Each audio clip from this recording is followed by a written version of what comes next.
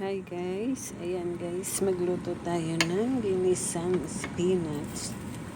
Ayan, sinugang ko yan ng hipon at ng mushroom.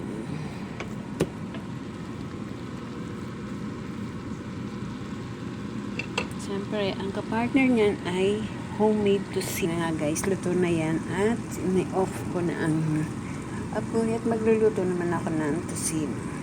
Ito na guys, ang aking homemade tocino at ilalagay lang natin dyan.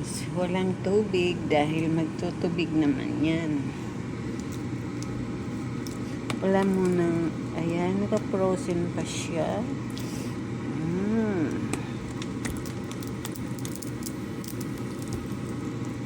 Ayan.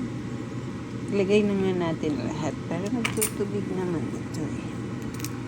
Ayan na guys, wala yan tubig kasi pag tunubigan mo yan, titigas yan. Magtutubig lang yan dyan, tapos pag na tuyo na yung tubig, tsaka natin lalagyan ng mantika. Ayan.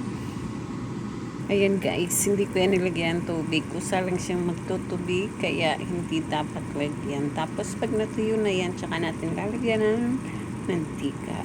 Ayan na nga guys, nag-reduce na ang sabaw, kaya lalagyan natin ng mantika. Ayan. At ayan na nga guys. Ayan. Ayan.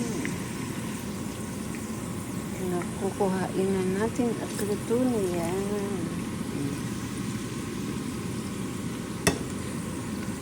Diba, masarap yung may tutong-tutong na tocino. O, ayan. Hindi naman talaga yung tutong, guys.